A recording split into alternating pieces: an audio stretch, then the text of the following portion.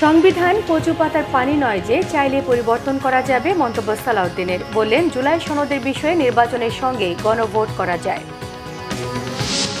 জুলাই সনদ চূড়ান্তে কাল আবারও বৈঠকে বসছে ঐকমত্য কমিশন। দলগুলো একমত হবে আশা কমিশনের। কোনো কিছু চাপিয়ে দিলে হিতে বিপরীত হবে আশঙ্কা বিশ্লেষকদের। আওয়ামী লীগের এজেন্ডা বাস্তবায়ন করা ব্যক্তিরা জাতীয় পার্টি থেকে চলে গেছে, দাবি জি এম কাদেরের। প্রহসন বললেন, ফেব্রুয়ারিতে অনুষ্ঠেয় নির্বাচনকে। বিদেশে আটকে আছে পোশাক রপ্তানিকারকদের 20,000 কোটি টাকা। ক্রেতা, বাইং হাউস, শিপিং এজেন্ট আর ফ্রেইট ফরওয়ার্ডদের প্রতারণাকে দায়ী করেছে বিজিএমইএ। দেখছিলেন ক্রাউন সিমেন্ট সংবাদ শিরোনাম। এবারে বিস্তারিত। বিএনপি স্থায়ী কমিটির সদস্য সালাউদ্দিন আহমেদ বলেছেন, নির্বাচন বিলম্বিত করতে পিআর দাবি করছে কয়েকটি দল। নির্বাচন বিলম্বিত হলে ফ্যাসিবাদের আর বানচাল হলে অগণতান্ত্রিক শক্তির উত্থান হবে। বৈধ প্রক্রিয়া ছাড়া সংবিধান পরিবর্তনের কোনো সুযোগ নেই জানিয়ে সালাউদ্দিন আহমেদ জানান, নির্বাচনের দিন আলাদা ব্যালটে গণভোটের মাধ্যমে জুলাই সনদের ব্যাপারে জনগণের রায় নেওয়া সম্ভব। রিপোর্ট করছেন সিকান্দার রেমান। এনডিপির 36তম প্রতিষ্ঠা বার্ষিকীর অনুষ্ঠানটি হয় রাজধানীর ইঞ্জিনিয়ার্স ইনস্টিটিউটে। এতে বিএনপির স্থায়ী কমিটির সদস্য সালাউদ্দিন আহমেদ বলেন, দেশের 56% মানুষ পিআর বোঝে না, তাই এই পদ্ধতিতে নির্বাচনের কথা বলে জনমনে বিভ্রান্তি তৈরি করা হচ্ছে। সংবিধান সংশোধনের বিষয়গুলো বৈধ ও আইনানুগ প্রক্রিয়ায় করতে সবাই একমত হবে বলে আশাবাদী বিএনপির এ নেতা। যে সমস্ত রাজনৈতিক দল নিজস্ব রাজনৈতিক স্বার্থে জাতীয় স্বার্থকে জলাঞ্জলি দিচ্ছে, দেশের স্বার্থকে, জনগণের স্বার্থকে জলাঞ্জলি দিচ্ছে হীন রাজনৈতিক উদ্দেশ্যে, তাদেরকে বলবো, আপনারা বাংলাদেশের জনগণের স্বার্থে সঠিক রাস্তায় ফেরত আসুন। আমরা বলেছি নির্বাচনের দিনে, একই দিনে আরেকটা ব্যালটের মাধ্যমে গণভোটের সেই রায়টা নেওয়া যাবে, যে এই সংস্কারের মধ্যে ঐকমত্য কমিশনের কাছে আমরা যারা প্রতিশ্রুতিবদ্ধ হয়েছে সকল রাজনৈতিক দল, সেই প্রতিশ্রুতির পক্ষে জনগণ আছে কিনা, সেই সনদের পক্ষে জনগণ আছে কিনা, হ্যাঁ অথবা না বলুন। যদি জনগণ হ্যাঁ বলে, তাহলে সেই পার্লামেন্ট, সেই নির্বাচিত সংসদের প্রত্যেকটা সংসদ সদস্য আইনানুগভাবে ম্যান্ডেট প্রাপ্ত হবে এই সনদ বাস্তবায়নের জন্য, তারা বাধ্য থাকবে সেই সনদ বাস্তবায়নের জন্য। রাজধানীর শেরেবাংলা নগরে বিএনপির প্রতিষ্ঠাতা শহীদ রাষ্ট্রপতি জিয়াউর রহমানের মাজারে অ্যাসোসিয়েশন অব ইঞ্জিনিয়ার্স বাংলাদেশ অ্যাবের উদ্যোগে শ্রদ্ধা নিবেদন করা হয়। বিএনপির সিনিয়র যুগ্ম মহাসচিব রুহুল কবির রিজভী অভিযোগ করেন, প্রশাসনের গুরুত্বপূর্ণ পদে একটি বিশেষ ইসলামপন্থী রাজনৈতিক দলের সমর্থক আমলাদের বসানো হয়েছে। এটা সুষ্ঠু নির্বাচনের পথে বড় বাধা। এমন ব্যক্তিদের নিয়োজিত করুন যারা নিরপেক্ষ নির্বাচন করবে, কোনো দলের আজ্ঞাবাহক হবে না। আজকে 16 বছর শেখ হাসিনা দলের আজ্ঞাবাহী নির্বাচন কমিশন, প্রশাসন, পুলিশ দিয়ে একচেটিয়া দুর্বৃত্তের যে শাসন করেছিলেন, আওয়ামী ফ্যাসিবাদের শাসন করেছিলেন, আরেকটি কোনো নতুন ফ্যাসিবাদের শাসন এদেশে মানুষ দেখতে চায় না। রুহুল কবির রিজভী বলেন, জনগণ ভোট দিতে প্রস্তুত। নতুন কোনো ইস্যু তৈরি করে জনমতকে বিভ্রান্ত করার চেষ্টা যারা করছেন, তারা জনগণের কাছে ধরা পড়ে যাবে বলেও মন্তব্য করেন তিনি। ভালো ভালো তারা নীতিমালা গ্রহণ করবে। সিকান্দার রেমান, বাংলা ভিশন, ঢাকা। এদিকে বিএনপির ক্ষমতায় আসার সম্ভাবনা দেখে বিভিন্ন দেশের ব্যবসায়ীরা বাংলাদেশে বিনিয়োগে আগ্রহ দেখাচ্ছে, জানিয়েছেন বিএনপির ভারপ্রাপ্ত চেয়ারম্যান তারেক রহমানের পররাষ্ট্র বিষয়ক উপদেষ্টা হুমায়ুন কবির। জাতিসংঘের সাধারণ অধিবেশনের ফাঁকে একাধিক সাইডলাইন বৈঠকে এই আগ্রহের বিষয়টি উঠে আসে। বাংলাভিশনকে দেয়া একান্ত সাক্ষাৎকারে হুমায়ুন কবির আরও বলেন, তারেক রহমান প্রধানমন্ত্রী হলে তার সরকারের প্রাধান্য পাবে কর্মসংস্থান সৃষ্টির বিষয়টি। লন্ডনে তারেক রহমানের সাথে ঢাকায় নিযুক্ত মার্কিন রাষ্ট্রদূতের সাক্ষাতের বিষয়েও কথা বলেন তিনি। নিয়াজ মাকদুমের রিপোর্টে বিস্তারিত। অন্তর্বর্তী সরকারের প্রধান উপদেষ্টা ডক্টর মোহাম্মদ ইউনূসের প্রতিনিধি হয়ে জাতিসংঘে সাধারণ অধিবেশনে অংশগ্রহণ শেষে বাংলাদেশে ফিরেছেন বিএনপির ভারপ্রাপ্ত চেয়ারম্যান তারেক রহমানের পররাষ্ট্র উপদেষ্টা হুমায়ুন কবির। সফরের সার্বিক বিষয়ে একান্ত আলাপে তিনি বলেন, নিউ ইয়র্কে অনেকের সাথে একাধিক সাইডলাইন বৈঠক হয়েছে, সেখানে বিভিন্ন দেশের ব্যবসায়ীরা বাংলাদেশে বিনিয়োগে আগ্রহ দেখিয়েছে। গভর্নমেন্টের বাইরেও প্রাইভেট সেক্টরে এদের সবাই একটা কেউ গভর্নমেন্টাল ন্যাশনাল ইন্টারেস্ট আছে, কেউ ইনভেস্টমেন্ট ইন্টারেস্ট আছে। তো স্বাভাবিকভাবে ওরা এখন বাড়তেছে যে BNP is highly likely to come into office, বাংলাদেশের মানুষের ভোটের দ্বারা নির্বাচিত হয়ে। সো বিএনপির কী চিন্তাধারা বিভিন্ন বিষয়ে এগুলো জানার একটা ব্যাপক আগ্রহ এখন দেখা দিচ্ছে। তারেক রহমান সাহেবকে নিয়ে ব্যাপক আগ্রহ, কিন্তু ওনাকেই পাওয়া হচ্ছে যে বাংলাদেশের মানুষের ভোটের দ্বারা নির্বাচিত হয়ে উনি আগামীতে প্রধানমন্ত্রী হতে যাচ্ছেন। লন্ডনে তারেক রহমানের সাথে ঢাকায় নিযুক্ত ভারপ্রাপ্ত মার্কিন রাষ্ট্রদূতের সাথে সাক্ষাতের বিষয়ে বলেন, আগামী নির্বাচনে বিএনপির ক্ষমতায় আসার সম্ভাবনা সবচেয়ে বেশি, তাই মার্কিন রাষ্ট্রদূত পরিচিত হতে গেছেন।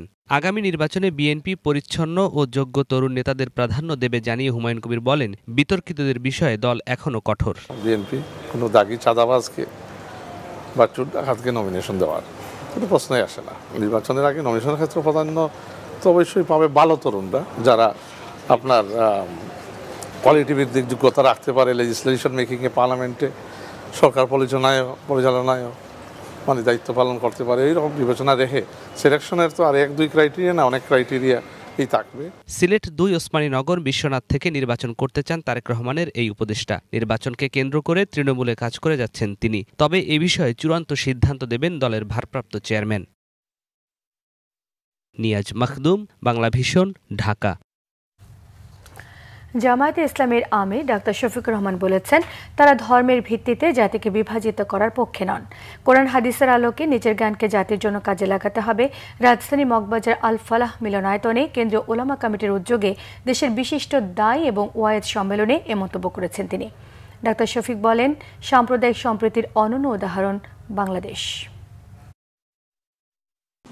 দুনিয়ায় সাম্প্রদায়িক সম্প্রীতির যে কয়টি দেশ আছে উল্লেখ করার মতো বাংলাদেশ এই জায়গাটায় বিশেষ স্থান দখল করে আছে। এখানে যারা আছেন তারা মানুষকে তাদের কর্তব্যের ব্যাপারে সতর্ক করেন, মানুষকে সুস্থ সুন্দর একটি সমাজ গঠনের জন্য উদ্বুদ্ধ করেন। কিন্তু আমরা এখানে ধর্মের ভিত্তিতে জাতিকে বিভাজিত করার পক্ষে নয়। আমরা একটা ঐক্যবদ্ধ জাতি দেখতে চাই। আগামীকাল রবিবারের সভায় জুলাই সনদ বাস্তবায়নের পদ্ধতিতে একমত হতে পারবে রাজনৈতিক দলগুলো। আর 15 অক্টোবরের মধ্যে হবে স্বাক্ষর, এই অপেক্ষায় জাতীয় ঐক্যমত্য কমিশন। এর মধ্যে সনদ বাস্তবায়ন পদ্ধতি নিয়ে দলগুলো একমত না হলে পরিস্থিতি বিবেচনায় সরকারকে পরামর্শ দেবে কমিশন। বিশ্লেষকদের সংখ্যা সিদ্ধান্ত চাপিয়ে দিতে চাইলে হিতে বিপরীত হতে পারে। নাবিল জাহাঙ্গীরের রিপোর্ট, ক্যামেরায় ছিলেন লিটন খান। কয়েক দফা ম্যারাথন বৈঠকের পর রাষ্ট্রের মৌলিক সংস্কার প্রশ্নে একমত হওয়া 84টি বিষয় নিয়ে জুলাই সনদের খসড়া তৈরি হলেও তা আটকে আছে বাস্তবায়নের পদ্ধতিতে। রাজনৈতিক দলগুলোর সাথে এ নিয়ে 5 অক্টোবর আবারও বৈঠকে বসবে জাতীয় ঐকমত্য কমিশন। কমিশনের প্রত্যাশা, জুলাই সনদ বাস্তবায়নের পদ্ধতিগত বিষয়ে একমতে পৌঁছাতে সক্ষম হবে রাজনৈতিক দলগুলো। সেই সাথে আলোচনায় অংশ নেয়া দলগুলোর স্বাক্ষরের মাধ্যমে কমিশনের মেয়াদ শেষ হওয়ার আগেই পূর্ণাঙ্গ রূপ পাবে জুলাই সনদ। আমাদের মেয়াদ শেষ হবে এই মাসের 15 তারিখে। তো এই 15 তারিখের মধ্যে আমরা সবকিছু শেষ করব আশা করছি ইনশাআল্লাহ। আমরা আগামীকালকে আমরা বসবো এবং এরপরে আমরা 5 তারিখে রাজনৈতিক দলগুলোর সাথে বসবো। আমি আশা করি যে তারা সুখবর দিতে পারবে আমাদেরকে 5 তারিখে, এবং এরপরে আমরা যে সনদ স্বাক্ষরের একটা তারিখ নির্ধারিত হবে। তবে জুলাই সনদ বাস্তবায়নের প্রশ্নে দলগুলো একমত হতে না পারলে বিকল্প পথে হাঁটতে হবে কমিশনকে। যদি ঐক্যমতে পৌঁছে সেই ঐক্যমতের ভিত্তিতে, আর ঐক্যমত না হলে আমরা যে সার্বিক অবস্থা বিবেচনা করে কি করণীয় সে সম্পর্কে আমরা আমাদের সুপারিশ দেব। এদিকে রাজনৈতিক বিশ্লেষকরা বলছেন, দীর্ঘসূত্রিতা এবং বাস্তবায়নের পদ্ধতি নিয়ে অনৈক্যের ফলে গোটা সংস্কার প্রক্রিয়ায় চ্যালেঞ্জের মুখে পড়েছে। রাজনৈতিক সংস্কারের প্রতি মানুষের যে আগ্রহ ছিল 5 আগস্টকে কেন্দ্র করে, সে আগ্রহই ভাটা পড়েছে। কারণ সরকার তো 1 বছরের মধ্যে সেই অবস্থান দেখাতে পারে নাই। রাজনৈতিক দলগুলোকে আপনি মোটামুটি ঐক্যের মধ্যে রাখতে চান, তাদেরকে আপনার মতো করে ঐক্যের মধ্যে আনতে চাইলে তো সংস্কার করতে পারবেন না আপনি। আর যদি করেনও আপাতত সেই সংস্কার কিন্তু টিকাতে পারবেন না। রাজনৈতিক মতভিন্নতার কারণে শেষ পর্যন্ত সবগুলো দল জুলাই সনদে স্বাক্ষর করবে কিনা সেটি এখন বড় প্রশ্ন হয়ে দাঁড়িয়েছে। নাবিল জাহাঙ্গীর, বাংলা ভিশন, ঢাকা। ফেব্রুয়ারিতে নির্বাচনের নামে প্রহসন হতে যাচ্ছে বলে মন্তব্য করেছেন জাতীয় পার্টির চেয়ারম্যান জি.এম. কাদের। শনিবার ঢাকা রিপোর্টার্স ইউনিটিতে জাতীয় মহিলা পার্টির কেন্দ্রীয় বর্ধিত সভায় প্রধান অতিথির বক্তব্যে তিনি এসব কথা বলেন। জি.এম. কাদের জানান, শেখ হাসিনা খারাপ নির্বাচন করেছেন, কিন্তু এখনো ভালো নির্বাচনের লক্ষণ দেখা যাচ্ছে না। তাই নিরপেক্ষ সরকারের অধীনে নির্বাচনের দাবি জানিয়েছেন জি.এম. কাদের। জাতীয় পার্টি সবসময় নির্বাচনে ছিল, এখনো নির্বাচন করবে। জাতীয় পার্টিতে থেকে যারা আওয়ামী লীগের এজেন্ডা বাস্তবায়ন করেছেন তারা দল থেকে চলে গেছে বলে মন্তব্য করেছেন জি.এম. কাদের।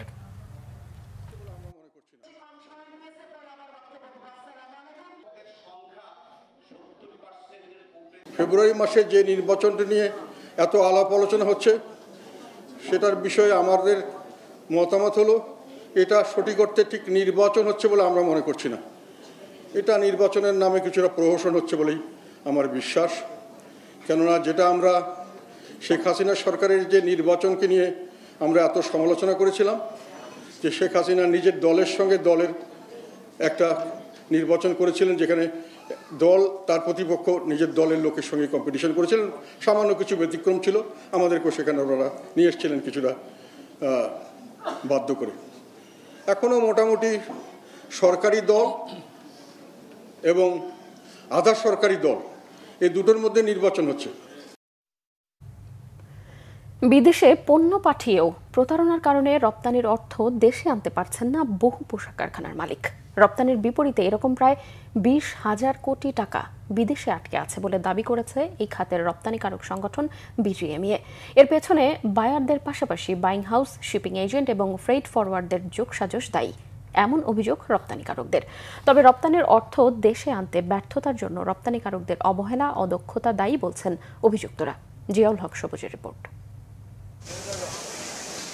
বায়ারদের অর্ডার অনুযায়ী বিশ্বের বিভিন্ন ব্র্যান্ডের পোশাক তৈরি করে প্রায় 100 কারখানা। তাদের শর্ত অনুযায়ী নির্ধারিত সময়ের মধ্যে পণ্য রপ্তানিতে আপ্রাণ চেষ্টা চালান তারা, কিন্তু পণ্য রপ্তানি করেও অর্থ বুঝে পান না অনেক রপ্তানিকারক। অস্ট্রেলিয়ার নামকরা ফ্যাশন খুচরা বিক্রেতা মোজাইক ব্র্যান্ডের কাছে এমন অর্থ আটকে আছে প্রায় $2 কোটি। এমন প্রায় 3 কোটি টাকার পণ্য পাঠিয়ে 1 টাকাও ফেরত পাননি কে গার্মেন্টস লিমিটেড। চট্টগ্রামের মেলো ফ্যাশনের রপ্তানি করা প্রায় 4 কোটি টাকাও আটকে গেছে প্রতারণায়। প্রায় একই রকম প্রতারণার শিকার বেজ ফ্যাশনও। এভাবেই আটকে গেছে প্রায় 2 ডজন রপ্তানিকারকের অর্থ। এমন এক অসহায় অবস্থা, কারণ এই ইন্টারন্যাশনাল যে সিস্টেমে হয়, আমরা যেভাবে প্রতারণার শিকার হচ্ছে সেটা হচ্ছে যে আমরা buyer, buying house, freight forwarders এবং শিপিং লাইন্স, এরা সবাই মিলে কাজটা করছে। ছোট ছোট ফ্যাক্টরি, তারা সমস্ত সময় একটা স্ট্রাগলিং থাকে, তারা কিছু কম্প্রোমাইজ করে ফেলে। এই কম্প্রোমাইজের সুযোগগুলো নিচ্ছে এই যে 4টা নেক্সাস। এখানে কিছু কিছু অসাধু বাইং হাউস আছে, তারা মিলে এই যোগসাজশে, বায়ারদের সাথে যোগসাজশে এই কাজগুলো করে। ফ্রেট ফরওয়ার্ডে কী করলো, কনসার্নির অ্যাড্রেসটা চেঞ্জ করে দিল। যে কনসার্নি যেটা নেবেন ওই কনসার্নি চেঞ্জ করে আরেকটা কনসার্নির নাম দিয়ে দিল, without the informing the original owner, তাকে না জানিয়ে, যেটা হচ্ছে টোটাল ভায়োলেশন। অ্যারাউন্ড 20,000 কোটি টাকা আমরা টাকাটা ফেরত পাইনি বাংলাদেশে, যে টাকাটা দেশে আসার কথা ছিল, দেশের সম্পদ। তবে রপ্তানির অর্থ আটকে যাওয়ার জন্য যাদের বিরুদ্ধে অভিযোগের তীর, সেই বাইং হাউস, শিপিং এজেন্ট এবং ফ্রেট ফরওয়ার্ডারদের দাবি, রপ্তানিকারকদের অভিযোগ পুরোপুরি সত্য নয়। ম্যাক্সিমাম যেগুলো আমি দেখেছি সেটা আসলে কোনো ফরওয়ার্ডার এখানে ইনভলভ ছিল না। এটা বেসিকলি বায়ারগুলোই কিন্তু আসলে খুব নটোরিয়াস। এবং আমাদের বিজিএমইর ভাইরা ওনারা ভালো করেই জানেন যে ওনাদের অনেকগুলো বায়ার আছে যারা এই ধরনের কাজ করেছে এবং অনেক এক্সপোর্টারকে তারা অনেক বেশি তারা হয়রানি করেছে। এক ধরনের স্ক্যাম আছে, কিন্তু এই যে এই আমাদের ফ্যাক্টরি দু একটাও তারা কিন্তু এই ধরনের স্ক্যামের মধ্যে পড়ে গেছে। কিন্তু কিছু বায়ার আছে যে তারা আসলে এগুলো কিন্তু সঠিক বায়ার না। এরা এইভাবে নিয়ে কোনো একটা দুইটা শিপমেন্ট হয়তো ঠিকমতো করে, পরে কয়েকটা শিপমেন্ট নিয়ে পরে তারা কিন্তু আসতে কোনোভাবেই ফর্জ ডকুমেন্ট দিয়ে কাস্টম ক্লিয়ারেন্স করে তারা কিন্তু মাল নিয়ে যায়। রপ্তানির অর্থ আটকে যাওয়ায় দেনার দায়ে উৎপাদন বন্ধ করতে বাধ্য হন অনেক কারখানা মালিক। তাই রপ্তানিতে অশনি সংকেত বন্ধে চিহ্নিত প্রতারক চক্র নির্মূলের তাগিদ রপ্তানিকারকদের। জিয়াউল হক সবুজ, বাংলা ভিশন, ঢাকা। ভাষা সৈনিক, লেখক, গবেষক আহমেদ রফিকের ইচ্ছে অনুযায়ী ইব্রাহিম মেডিকেল কলেজের শিক্ষার্থীদের গবেষণার জন্য তার মরদেহ দান করা হয়েছে। এর আগে সকাল 11টায় কেন্দ্রীয় শহীদ মিনারে তার মরদেহ নেওয়া হলে শ্রদ্ধা জানায় নানা শ্রেণী পেশার মানুষ, বিভিন্ন রাজনৈতিক, সাংস্কৃতিক ও সামাজিক সংগঠন। নাবিল জাহাঙ্গীরের রিপোর্ট, ক্যামেরায় ছিলেন জামাল উদ্দিন। যেই মাতৃভাষার জন্য লড়াই করেছিলেন তার স্মৃতির বেদী শহীদ মিনারে শেষবারের মতো এলেন ভাষা সৈনিক আহমদ রফিক। মানুষের ভালোবাসা আর শ্রদ্ধায় সিক্ত হলেন তিনি। ফুল হাতে তাকে শেষ শ্রদ্ধা জানাতে ছুটে এসেছেন রাজনীতিবিদ, সংস্কৃতি কর্মী সহ নানা শ্রেণী পেশার মানুষ। তিনি আজীবন এই বাংলা ভাষার জন্য কাজ করেছেন, বাংলা ভাষার উন্নয়ন, বাংলা ভাষার সুরক্ষা, বাংলা ভাষার গতি তিনি রক্ষা করেছেন। এ ধরনের মানুষ তারা যে তাদের জীবনকে উৎসর্গ করে গণতন্ত্র, প্রগতিশীলতা, বৈষম্যহীন সমাজের আকাঙ্ক্ষা পোষণ করেছিলেন, এটাকেই আসলে বিবেচনা করা দরকার। উনি আমাদের জাতীয় জীবনে একজন ধ্রুবতারার মতনই বিচরণ করেছিলেন, যে ধ্রুবতারাকে অনুসরণ করে আমরা চলতে পারি। তার সমসাময়িক ছাত্ররা বলেন যে তিনি ছিলেন সবচাইতে মেধাবী। বিশিষ্টজনরা বলছেন তার গবেষণা ও চিন্তা চেতনার মাধ্যমে পরবর্তী প্রজন্মের মাঝে বেঁচে থাকবেন আহমদ রফিক। জাতি একজন শ্রেষ্ঠ সন্তানকে হারালো, একটা ইতিহাসের বিদায় হয়েছে। আমাদের জাতীয় জীবনে এটা অপূরণীয় ক্ষতি। তার কর্মের মধ্য দিয়ে তিনি জীবিত থাকবেন, আমাদেরকে অনুপ্রাণিত করবেন, সারা জাতি অনুপ্রাণিত হবে। তিনি কোনো শাসকদের কোনো অনুকম্পা লাভের তিনি চেষ্টা করেননি। কোনো স্বীকৃতি, কোনো পুরস্কার কখনো তার আদর্শ থেকে, তার কমিটমেন্ট থেকে কখনো তাকে বিচ্যুত করতে পারে। মৃত্যু পর্যন্ত আজীবন তিনি সেই মুক্তি সংগ্রামের, গণমানুষের সংগ্রামের যে চেতনা, সেই চেতনাকে ধারণ করেছেন, লালন করেছেন। ওনার মতো এত পরিষ্কার পরিচ্ছন্ন চিন্তার মানুষ লেখনীর মধ্যে আছে, এটা আমি খুব কম দেখেছি। আমি মেনে নেব না যে উনি চলে গেছেন, উনি আছেন আমাদের সাথে। আমি ওনার বড় ভাইয়ের মেয়ে, উনি আমাদের পরিবারের একটা বিশাল ছায়া হয়েছিলেন আর কি, আমাদের সব সুখ দুঃখে। শ্রদ্ধা শেষে শোক র্যালির মাধ্যমে তার মরদেহ নিয়ে যাওয়া হয় ইব্রাহিম মেডিকেল কলেজে। চিকিৎসা গবেষণার জন্য তিনি মরণোত্তর দেহদান করে গেছেন। আহমদ রফিকের জন্ম 1929 সালের 12 সেপ্টেম্বর ব্রাহ্মণবাড়িয়ায়। 52 ভাষা আন্দোলনের অগ্রসেনানী ছিলেন আহমদ রফিক। তিনি শতাধিক বই লিখেছেন ও সম্পাদনা করেছেন। তার অবদানের স্বীকৃতিস্বরূপ তিনি বাংলা একাডেমি পুরস্কার, 21 পদক পেয়েছেন। এছাড়া কলকাতার ট্যাগর রিসার্চ ইনস্টিটিউট তাকে রবীন্দ্র তত্ত্বাচার্য উপাধিতে ভূষিত করেছে। নাবিল জাহাঙ্গীর, বাংলাভিশন, ঢাকা। গণ অধিকার পরিষদের সভাপতি নুরুল হক নূর বলেছেন, তার নিজের ওপর হামলার বিচার না করা হলে এবং জড়িতদের শাস্তি না দিলে বেঁচে থাকলে ভবিষ্যতে তাদের গলাতেও গামছা পরানো হবে। দেশে ফেরার সাথে সাথে হযরত শাহজালাল আন্তর্জাতিক বিমানবন্দরে সাংবাদিকদের উদ্দেশ্যে কড়া হুঁশিয়ারি দিয়েছেন গণ অধিকার পরিষদের সভাপতি নুরুল হক নূর। তিনি জানান, শেখ হাসিনার সময়েও এ ধরনের বর্বরোচিত হামলার শিকার হয়েছেন তিনি। গত 29 আগস্ট বিজয়নগরে সংঘর্ষে গুরুতর আহত হন নূর। সিঙ্গাপুরে চিকিৎসা শেষে দেশে ফিরে আজ এসব কথা বলেন তিনি।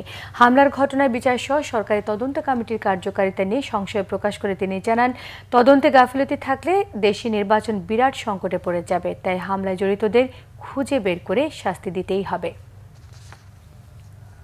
এইটা একটা টার্গেট অপারেশন ছিল, আমাদেরকে টার্গেট করে অন্যদেরকে মেসেজ দেওয়ার জন্য এই হামলা পরিচালিত হয়েছে। তাই আমি অন্যান্য রাজনৈতিক দল, গণ অভ্যুত্থানের আন্দোলনকারী নেতৃবৃন্দকেও বলবো, আপনারা যদি পরবর্তী সিরিয়ালে পড়তে না চান, এই ঘটনায় যেই জড়িত থাকুক, যত বড় ক্ষমতাধর ব্যক্তি জড়িত থাকুক, তাকে বিচারের মুখোমুখি করতে হবে, চাকরিচ্যুত করতে হবে। খাগড়াছড়িতে আগামীকাল সকাল 6টা থেকে 144 ধারা প্রত্যাহার করা হচ্ছে। এর আগে যুগ্ম ছাত্র জনতার ব্যানারে ডাকা সড়ক অবরোধ স্থায়ীভাবে প্রত্যাহার করা হয়। সকালে যুগ্ম ছাত্র জনতার মিডিয়া সেল থেকে বলা হয়, গত 1 অক্টোবর প্রশাসনের সাথে দ্বিতীয় দফার বৈঠকে 144 ধারা প্রত্যাহার ও হত্যাকাণ্ডে জড়িতদের দৃষ্টান্তমূলক শাস্তি ও ক্ষতিগ্রস্তদের মানবিক সহায়তা সহ 8 দফা দাবি তুলে ধরা হয়। প্রশাসনের পক্ষ থেকে দাবিগুলো বাস্তবায়নের আশ্বাসে সড়ক অবরোধ প্রত্যাহার করার সিদ্ধান্ত নেওয়া হয়েছে। তবে দাবি আদায় না হলে আবারও কঠোর কর্মসূচির হুঁশিয়ারিও দেন তারা। এদিকে আগামীকাল সকাল 6টা থেকে 144 ধারা প্রত্যাহারের সিদ্ধান্ত নিয়েছে প্রশাসন। অন্যদিকে খাগড়াছড়ি সদর উপজেলায় সাম্প্রতিক সহিংসতায় ক্ষতিগ্রস্ত 28টি পরিবার ও ব্যবসায়ীদের পুনর্বাসন সহায়তা দিচ্ছে পার্বত্য জেলা পরিষদ। ইসলামী আন্দোলন বাংলাদেশের আমির মুফতি সৈয়দ মোহাম্মদ রেজাউল করিম বলেছেন, মৌলিক সংস্কার এবং বিচারের আগে যারা দ্রুত নির্বাচন চায় তারা ভারতের সুরে কথা বলছেন। শনিবার বিকেলে ব্রাহ্মণবাড়িয়ার বাঞ্চারামপুর বাজার মাঠে আয়োজিত জনসভায় প্রধান অতিথির বক্তব্যে তিনি এসব কথা বলেন। তিনি আরও জানান, দেশের মানুষ চেয়েছেন গণ অভ্যুত্থানের পর মৌলিক সংস্কার এবং গণহত্যাকারীদের দৃশ্যমান বিচারের পর নির্বাচনের রোডম্যাপের ঘোষণা, অথচ অন্তর্বর্তী সরকার তার আগেই নির্বাচনের ঘোষণা করেছে। 5 আগস্ট গণ অভ্যুত্থানের মধ্য দিয়ে দেশে এখন ইসলামের পক্ষে গণজোয়ার সৃষ্টি হয়েছে বলে জানিয়েছেন রেজাউল করিম।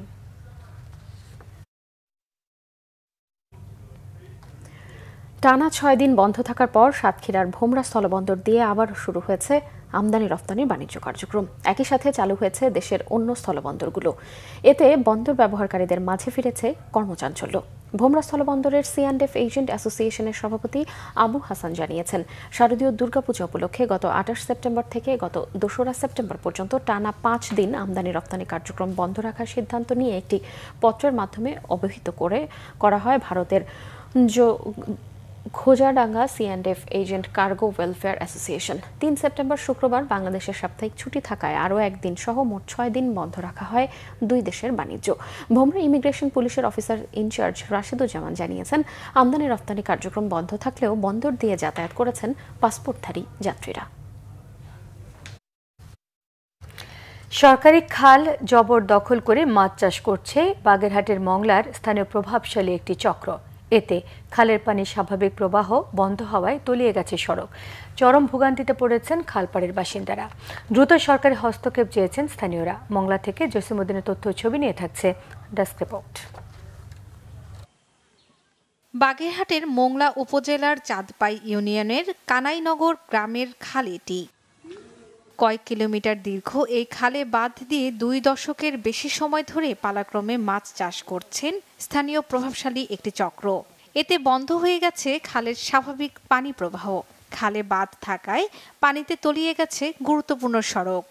যারাই ক্ষমতায় আইছে তারাই শুধু এখানে মনে করেন খাল নিয়ে চিন্তা করছে। দুই পারের যে জনগণ আছে তাদের সুখ দুঃখ নিয়ে কেউ চিন্তা করে না। সব মাস্টার সাইডে খাল বদ্ধ দিস। এখন আমরা বর্ষাকাল বর্ষার বৃষ্টি নেই, ডুবতেই থাই, ঘরের ভিতর পানি ঢুকে যায়। আমাকে সরকারি খাল এখন কিছু লোক আছে মাছ চাষ করে বদ্ধ করে রাখিছে। এখন একটু বর্ষা হইলে আমরা ডুবে যাই। পানির মধ্যে দিয়ে আমাদের যাওয়া আছে, আমাদের উঠানে হাঁটু সমান পানি থাকে। সরকারি খাল দখলদারদের সোজাসাপটা কথা। মাছ চাষের জন্য সহযোগিতা করেছেন রাজনৈতিক নেতা ও প্রশাসনের কর্তারা। তারা চেয়ারম্যান বন্দোবস্ত দিত, তারপরে ইউনো অফিসের কোনো এখতিয়ার নাই, ডিসি অফিসের কোনো এখতিয়ার নাই। দুই পাড়ের লোকজনের জমি বেশি এবং সরকারি সম্পত্তি মাঝখানে। এবার তখন বিগত সরকার আমলে তালুকদার আব্দুল খালেদ এই খালটারে দুই পাড়ের লোকজনের দিয়ে দিল যে তোমরা এটা মাছ চাষ করে খাবা। সেই সুবাদে আমরা দুই পাড়ের লোকজন দীর্ঘদিন মাছ চাষ করে খাইছি এবং আমরা এটা বকদখল করছি। এ বিষয়ে কিছুই জানেন না বলে দাবি উপজেলা নির্বাহী কর্মকর্তার। দিলেন তদন্ত করে ব্যবস্থা নেয়ার আশ্বাসও। খাল দখল করবে এই ব্যাপারে কখনোই প্রশাসন অনুমতি দিবে না। সরকারি খাল এটা জনসাধারণের জন্য সর্ব অবস্থায় উন্মুক্ত থাকার কথা।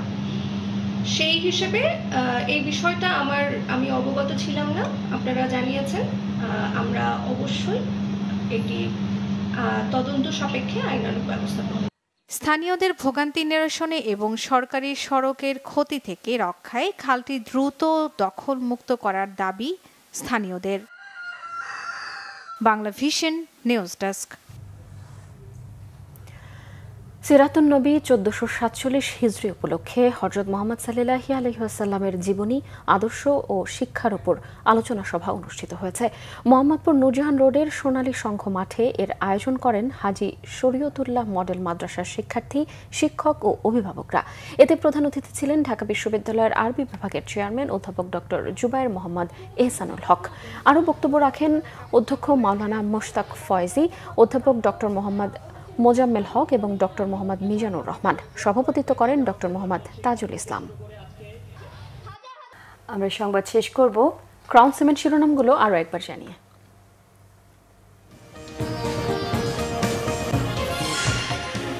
সংবিধান কচু পাতার পানি নয় যে চাইলেই পরিবর্তন করা যাবে, মন্তব্য সালাউদ্দিনের। বললেন, জুলাই সনদের বিষয়ে নির্বাচনের সাথেই গণভোট করা যায়। জুলাই সনদ চূড়ান্তে কাল আবার বৈঠকে বসছে ঐকমত্য কমিশন। দলগুলো একমত হবে আশা কমিশনের। কোনো কিছু চাপিয়ে দিলে হিতে বিপরীত হবে আশঙ্কা বিশ্লেষকদের। আওয়ামী লীগের এজেন্ডা বাস্তবায়ন করা ব্যক্তিরা জাতীয় পার্টি থেকে চলে গেছে দাবি জিএম কাদেরের। প্রহসন বললেন ফেব্রুয়ারিতে অনুষ্ঠেয় নির্বাচনকে। বিদেশে আটকে আছে পোশাক রপ্তানিকারকদের 20,000 কোটি টাকা। ক্রেতা, বাইং হাউস, শিপিং এজেন্ট আর ফ্রেট ফরওয়ার্ডদের প্রতারণাকেই দুষছে বিজিএমইএ। দর্শক, এই ছিল এখনকার মতো। পরের সংবাদ রাত 1টায় দেখার আমন্ত্রণ রইল। এছাড়া বাংলাভিশন সংবাদ এবং সংবাদ সংশ্লিষ্ট অনুষ্ঠান দেখতে ভিজিট করুন www.bbnews24.com, facebook.com/বাংলাভিশন নিউজে সাবস্ক্রাইব করুন, youtube.com/বাংলাভিশন নিউজ। সঙ্গে থাকায় সবাইকে ধন্যবাদ। শুভরাত্রি।